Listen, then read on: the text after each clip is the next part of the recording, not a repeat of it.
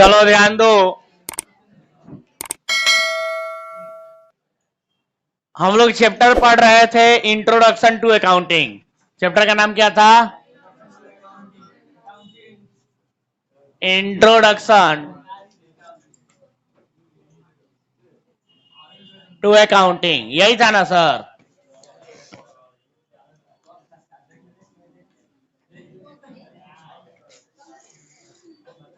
यही था ना चैप्टर आपका, introduction to accounting. Introduction to accounting इस चैप्टर में हम लोगों को आज एक टॉपिक पढ़ना है जिसका नाम है यूजर्स ऑफ अकाउंटिंग। क्या नाम है? Users of accounting.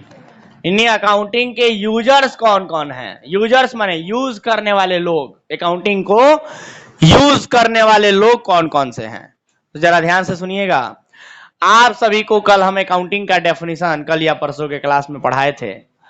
अकाउंटिंग में आप लोगों ने देखा था तरह ढेर सारे स्टेप्स होते हैं अकाउंटिंग के, है ना? अकाउंटिंग इज एन आर्ट या is an process, is a process. कैसा प्रोसेस है? Process of identifying, measuring, recording, बोलो ना, classifying, summarising, analysing, interpreting and communicating. किसको कम्युनिकेट करना होता है? To the interested users of financial statement. यही था ना, इंटरेस्टेड यूजर्स। कम्युनिकेट करना होता है किससे? इंटरेस्टेड यूजर्स से। यानी उन लोगों को बताना होता है जिनको भी हमारी अकाउंटिंग की आवश्यकता है। जिन लोगों को भी हमारी अकाउंटिंग की आवश्यकता है उन लोगों को बताना पड़ता है, बताने की आवश्यकता पड़ती है कि देखो भाई, ये है मेरे बिजनेस का इंफॉर्मेशन, ये है मेरे बिजनेस का डिटेल्स।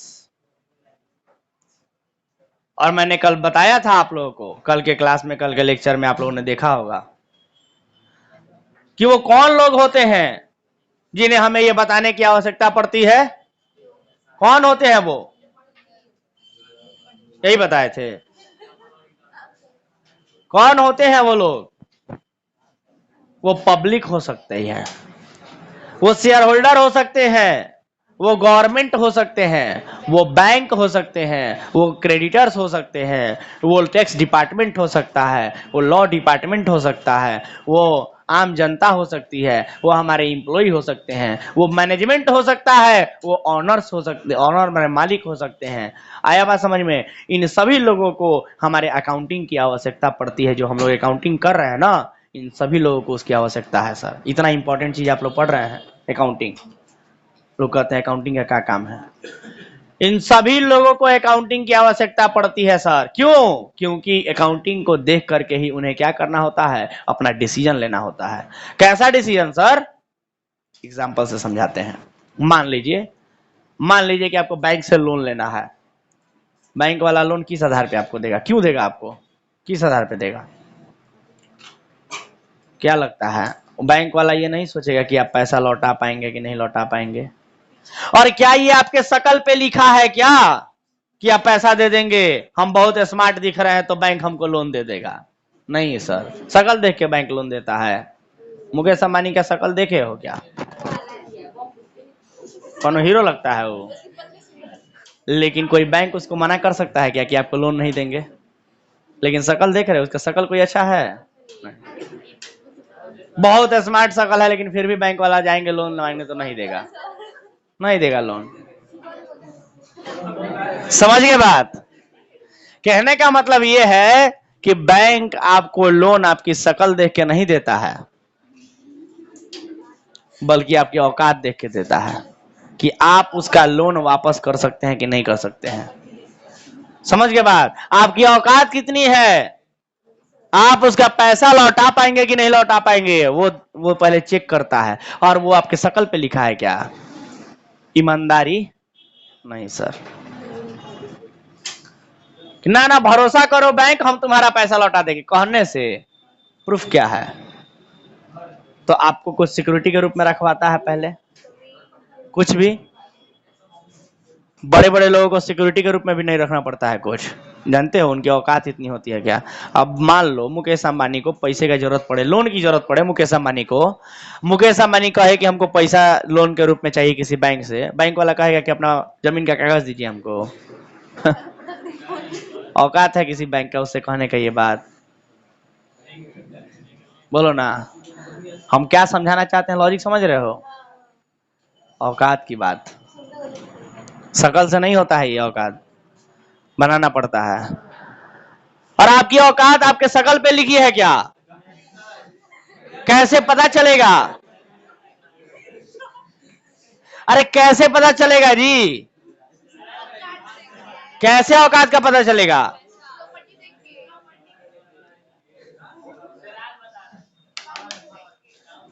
आपका अकाउंटिंग देख के पता चलेगा सर, आपका अकाउंटिंग देख के। हम लोग बिजनेस के बारे में पढ़ रहे हैं ना, कम टू द पॉइंट, भावनाओं में ना बह जाओ तुम लोग।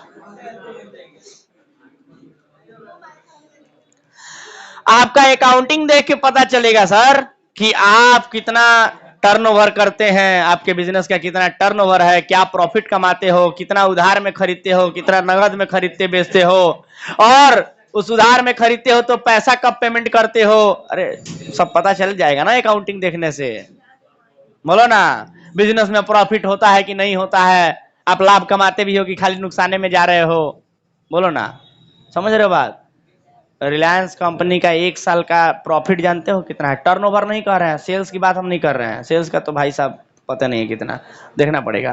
प्रॉफिट देखे थे हम पिछले साल का, 50,000 करोड़ रुपया 1 साल का प्रॉफिट। जितना उसे एक कंपनी का प्रॉफिट है ना, किसी किसी देश का जीडीपी होता है उतना। पाकिस्तान का छोड़ो, प्रॉफिट ना टर्नओवर बोल सकते हैं, चलो ठीक है। खैर मैं बताना चाहता हूं, सुनिएगा जरा सा यहाँ पे, कि सर अकाउंटिंग देख के सामने वाला व्यक्ति आपकी औकात का पता लगा सकता है, आपका अकाउंटिंग देख के, आपकी शकल से नहीं। ठीक है, आप कितना लेन देन करते हैं, कितना ट्रांजेक्शन खरीद बिक्री करते हो, नगद में उधार में, पैसे कितने दिन में लौटाते हो, मान लो ट्रांजेक्शन में सब लिखे होगे ना आप journal ledger trial balance final account बनाए, तो फाइनल अकाउंट जब बनाए होगे तो उसमें प्रॉफिट लॉस का पता चला होगा ना, बैलेंस शीट बनाए होगे तो बिजनेस का फाइनेंशियल पोजीशन तो पता चला होगा ना। औकात उसी को बोलते हैं। फाइनल अकाउंट देख के सामने वाला व्यक्ति, फाइनल अकाउंट जो अभी शायद आप लोगों का पढ़ना बाकी है, फाइनल अकाउंट जो जैसे जर्नल लेजर पढ़ रहे हो ऐसे ही फाइनल अकाउंट में मिलेगा। फाइनल अकाउंट देख करके आपके औकात का पता लगाया जा सकता है सर, क्योंकि फाइनल अकाउंट में निकल के आता है रिजल्ट क्या, प्रॉफिट या लॉस, और बिजनेस का फाइनेंशियल पोजीशन, मतलब औकात, कितना एसेट है, कितना लायबिलिटी है बिजनेस में, ये सब फाइनल अकाउंट में पता चलता है। समझ गए बात? तो अगर किसी व्यक्ति को हम फाइनल अकाउंट अपना दिखा दें, काफी है सर उतना अपने बारे में बताने के लिए, काफी है उतना अपने बारे में बताने के लिए। मेरे बारे में जानना है, फाइनल अकाउंट मेरा देख लो, पता चल जाएगा हम कौन है कैसे हैं। समझ गए बात? क्योंकि फाइनल अकाउंट में मेरा प्रॉफिट दिखेगा, हम कितना कमाते हैं प्रॉफिट, फाइनल अकाउंट में मेरा स्थिति का पता चलेगा, मेरे पास कितना प्रॉपर्टी है, कितना कर्जा है, ये सब पता चलेगा, कितना पूंजी है मेरे पास। समझ गए बात? ये सारी बातें फाइनल अकाउंट में पता चलती हैं। तो मजे की बात सोचो, बैंक वाले को अगर हम अपना फाइनल अकाउंट यानी अपना अकाउंटिंग अगर दिखा दे तो मेरे औकात का पता उसको नहीं चल जाएगा क्या? फिर वो हमको लोन नहीं दे देगा क्या? बोलो ना। तो बैंक वालों को लोन देने के लिए,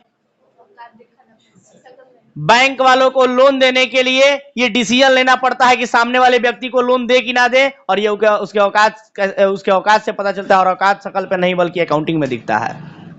समझ में आया क्या? तो अगर अकाउंटिंग बैंक वाले को दिखा दे तो काम चल जाएगा ना। उसी प्रकार से क्रेडिटर के बारे में बात कर लेते हैं। क्रेडिटर जानते हो आप लोग कौन है, कैसी प्राणी होती है ये क्रेडिटर? अरे बोलो ना, क्रेडिटर जैसे प्राणी का नाम सुने हो कभी? इतने दिनों से पढ़ रहे हो, क्रेडिटर नहीं जानते हो? जानते हो ना, बहुत बढ़िया। कौन होते हैं ये लोग? क्रेडिटर, लेनदार। होते कौन है ये लोग? क्या अर्थ है इनका? लेनदार मतलब क्या? ऐसे व्यक्ति जो हमको उधार में सामान बेचते हैं और फिर बाद में पैसा लेते हैं, उनको लेनदार बोलते हैं, क्रेडिटर बोलते हैं, मालूम है ना। तो मान लो किसी व्यक्ति से तुम उधार में खरीदने सामान जा रहे हो और कह रहे हो कि अभी पैसा नहीं है, बाद में देंगे। सामने वाला तुमको किस आधार पे उधार में दे? सामने वाला को अगर ये पता हो कि तुम उधार लेने के बाद देते नहीं हो,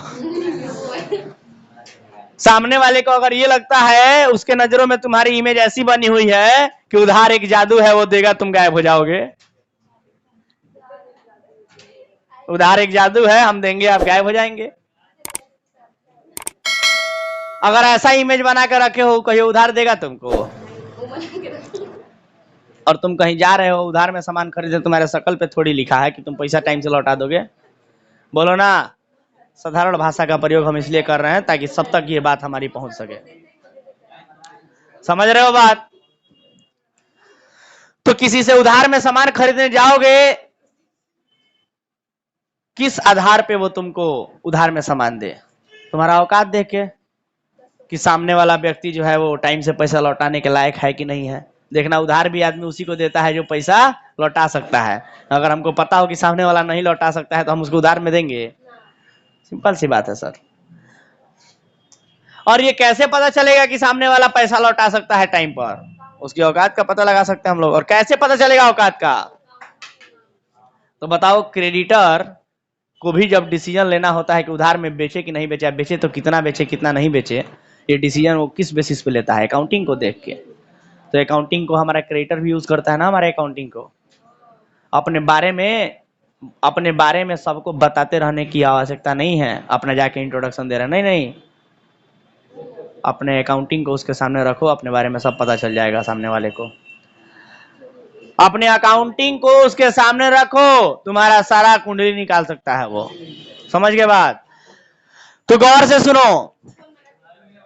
यूजर्स ऑफ अकाउंटिंग की बात कर रहे थे तो हमने एग्जाम्पल दिया बैंक वालों का, हमने एग्जाम्पल दिया क्रेडिटर्स का। ठीक उसी प्रकार से एक एग्जाम्पल देते हैं टैक्स वालों का, टैक्स डिपार्टमेंट का, गवर्नमेंट का। अगर मान लो तुम पैसा कमाते हो, जीएसटी पढ़ लिए हो ना, उसमें इनकम टैक्स भी बताए थे ना। पैसा कमाए हो तो इनकम टैक्स भरना पड़ेगा। मान लो तुम टैक्स भरने गए, क्या सबूत है कि तुम सही सही भरे हो? टैक्स डिपार्टमेंट तुम्हारे शकल देख के भरोसा करेगा कि ईमानदार दिख रहा है, ठीक है भरा होगा। ऐसा है क्या? ईमानदारी दिखने वाले लोग,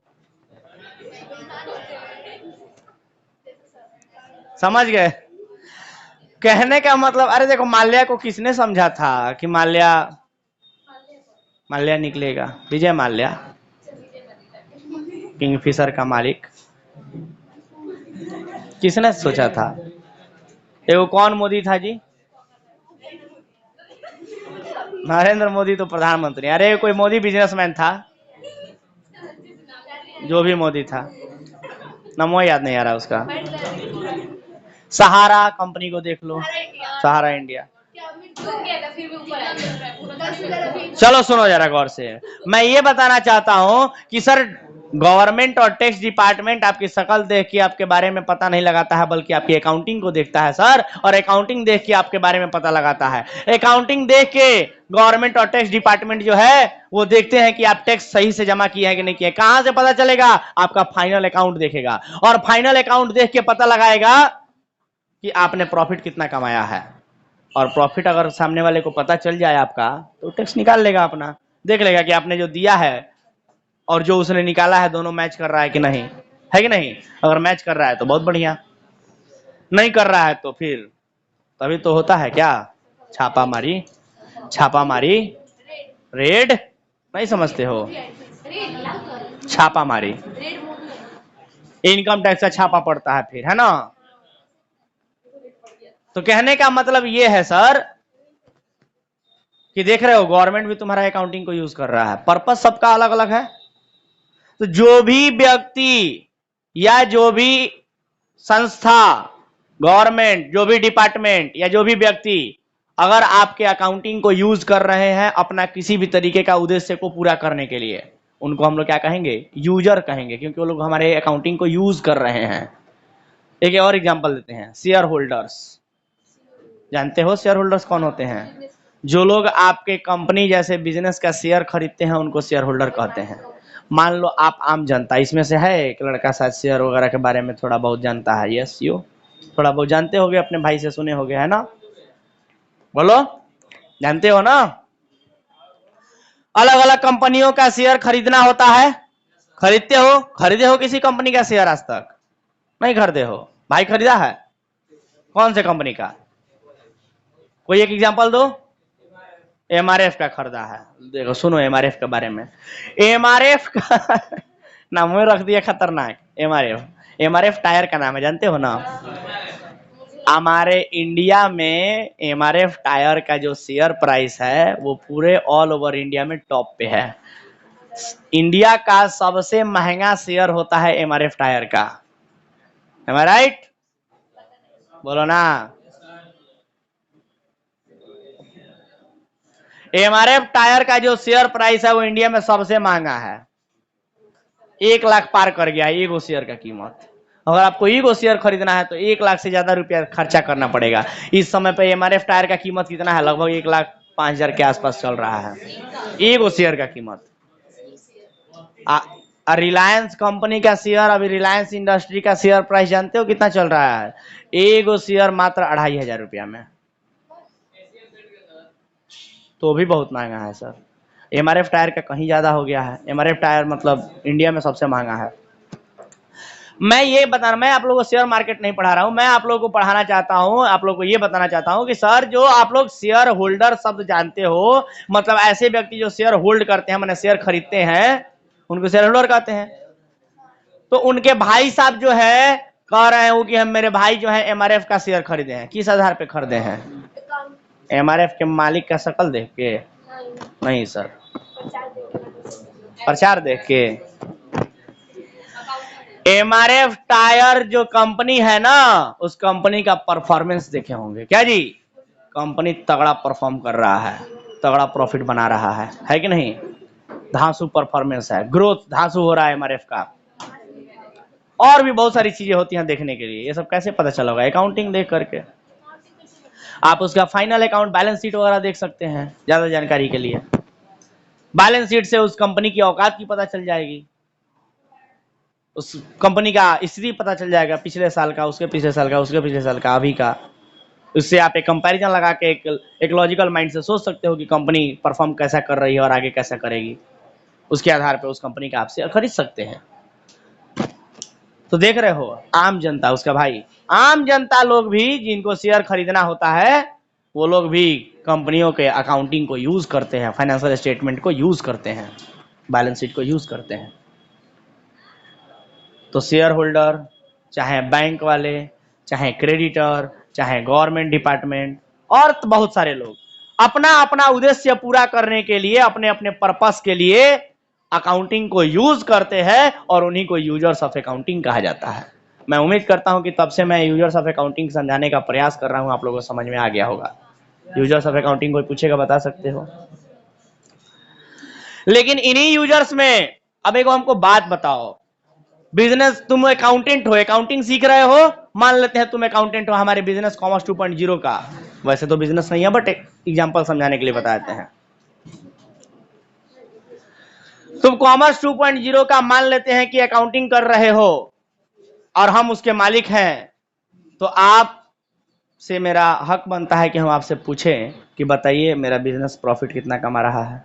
आप हिसाब किताब कर रहे हो ना अकाउंटिंग में, तो पूछ सकते हैं ना आपसे, बताइए प्रॉफिट कितना कमाया है, लॉस कितना हुआ है, खर्चा कितना हुआ है, आय कितना हुआ है, पूछ सकते हैं ना? बोलो।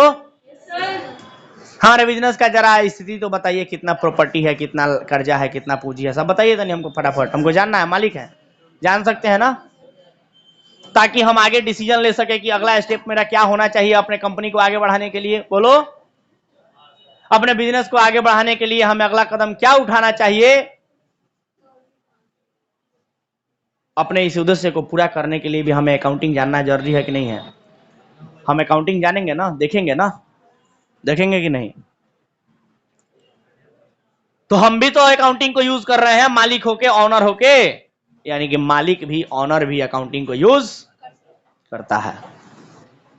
मैनेजमेंट, हमारा एक मैनेजमेंट डिपार्टमेंट है, ये सब बहुत बड़ी कंपनी है, मैनेजमेंट डिपार्टमेंट है। जैसे हम रिलायंस हैं, टाटा हैं, बिरला हैं, है ना, ऐसे कंपनियां हैं। हमारा मैनेजमेंट डिपार्टमेंट भी है। क्या लगता है टाटा कंपनी का मालिक रतन टाटा के पास सारा डिसीजन थोड़ी होता है सर। बूढ़े आदमी हो गए हैं वो, 90 साल से ज्यादा उम्र हो गया है, 94 साल उनका उम्र हो गया है, एकदम बूढ़े हो गए हैं, उनसे चला भी नहीं जा रहा, फिर भी अभी। लेकिन कहने का मतलब ये है कि अब कंपनी का बहुत सारा कारोबार बहुत सारे लोगों को, मैनेजमेंट को सौंप दिया गया है और वही लोग चलाते हैं और देखते हैं। आप लोग से पूछना चाहेंगे हम, क्या लगता है मैनेजमेंट को अकाउंटिंग की आवश्यकता है कि नहीं है?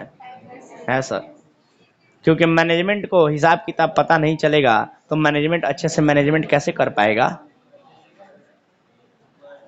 मैनेजमेंट कैसे विचार कर पाएगा कि हमें अगला स्टेप, अगला कदम ये बढ़ाना है? तो मैनेजमेंट भी अकाउंटिंग को यूज करता है। हमारा इंप्लॉई, अरे मजे की बात, इंप्लॉई को क्या आवश्यकता है?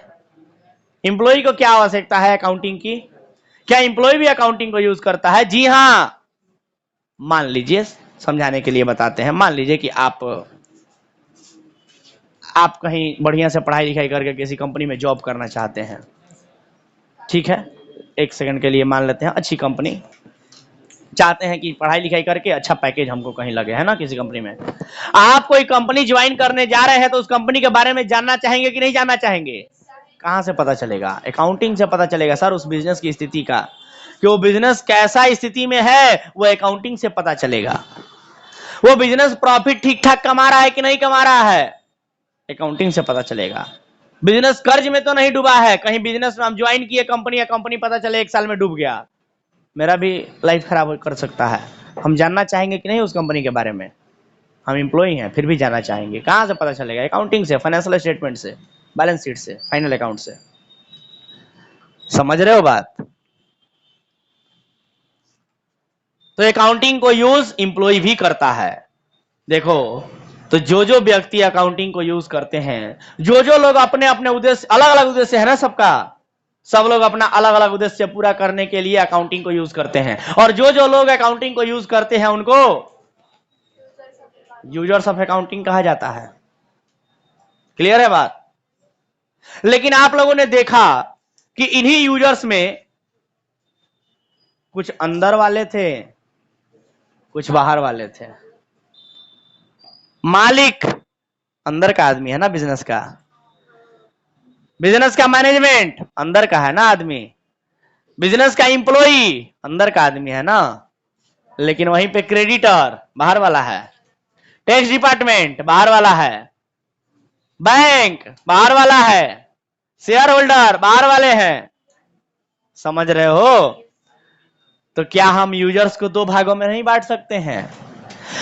क्या हम यूजर्स को 2 भागों में नहीं बांट सकते हैं? एक को इंटरनल यूजर कह देंगे तो दूसरे को एक्सटर्नल यूजर कह देंगे।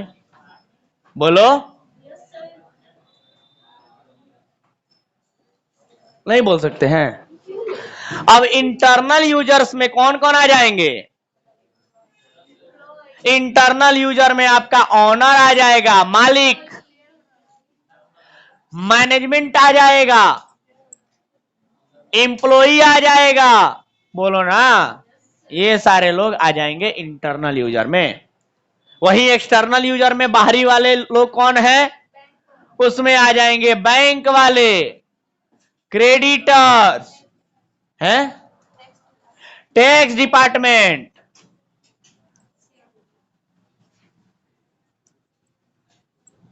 शेयर होल्डर, बोलो, शेयर होल्डर है कि नहीं, गवर्नमेंट,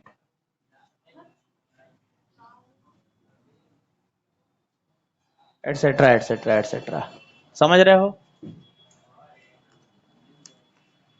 क्या होता है users of accounting? Users of accounting उन्हें कहते हैं जो अकाउंटिंग को यूज करते हैं अपने उद्देश्य को पूरा करने के लिए।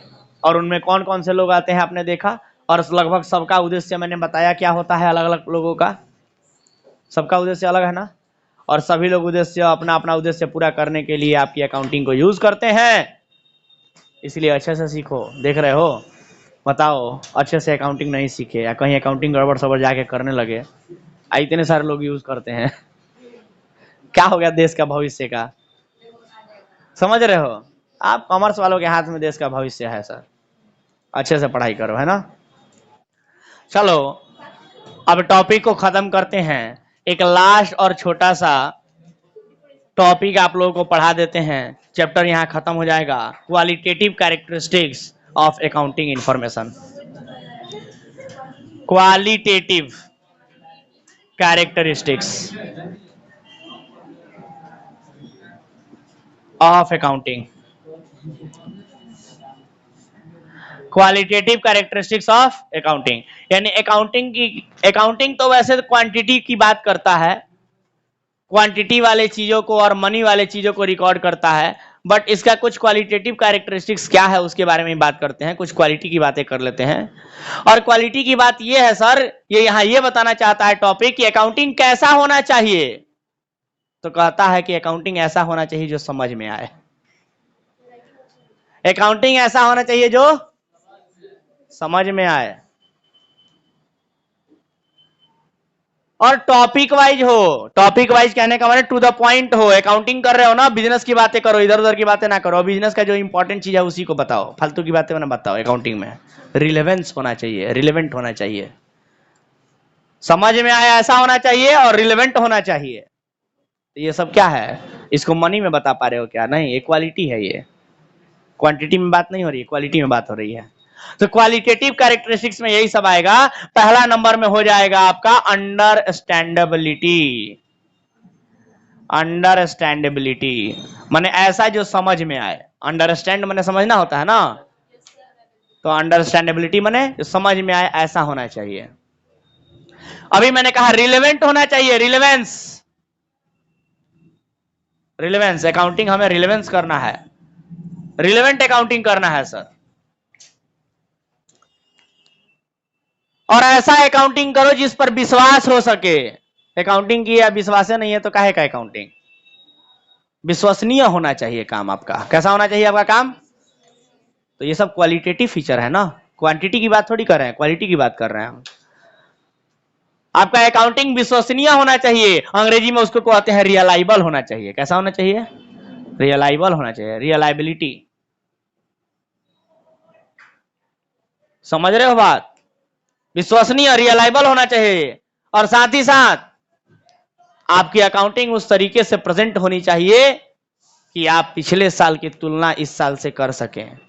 आप अपने बिजनेस की अकाउंटिंग आपके समान चलने वाले किसी दूसरे बिजनेस से आप कंपैरिजन कर सकें, तुलना कर सकें। आपकी अकाउंटिंग इस तरह से भी होनी चाहिए। मतलब अगला फीचर आपका, अगला क्वालिटेटिव कैरेक्टरिस्टिक्स बन जाता है आपका कंपैरेबिलिटी। कंपेयर कर सके आप।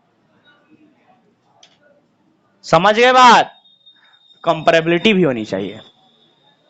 तो ये चार जो बातें हैं कि अंडरस्टैंडेबिलिटी होनी चाहिए, रिलेवेंस होना चाहिए, रियलाइबिलिटी होनी चाहिए और कंपैरेबिलिटी होनी चाहिए। मतलब ऐसा जो समझ में आए और जो संबंधित हो, जिस पर विश्वास किया जाए और जिसको कंपेयर भी किया जा सके, ऐसा आपका अकाउंटिंग होना चाहिए। समझ के बाद?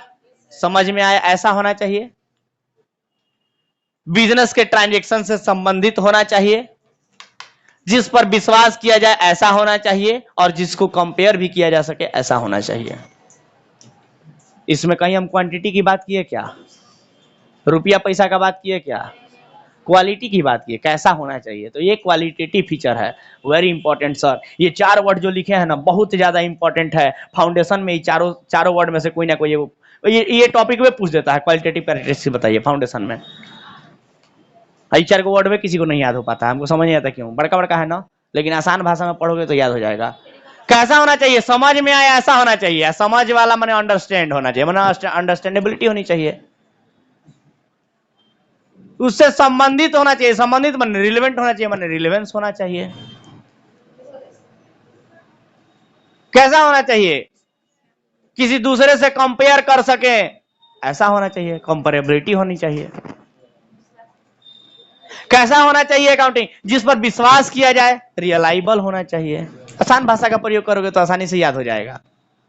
अब बच्चे रटने बढ़ जाते हैं, 4 वर्ड है ना रटना है, रट लेंगे। अरे यार समझ जाओगे तो अपने से याद हो जाएगा। कैसा होना चाहिए, समझ में आए, ऐसा होना चाहिए, संबंधित होना चाहिए, कंपेयर किया जा सके ऐसा होना चाहिए, और विश्वास किया जाए ऐसा होना चाहिए। डेट्स इट, हो गया। बहुत जरूरी, ये बहुत इंपॉर्टेंट है ना। चलो, तो इसके साथ ही हम आपका जो टॉपिक है, जो चैप्टर है इंट्रोडक्शन टू अकाउंटिंग, वो यहीं पर आकर के समाप्त होता है। और मेरे तरफ से आज के लिए इतना ही। आप सभी से मिलते हैं अगले क्लास में, तब तक के लिए टाटा बाय बाय, धन्यवाद।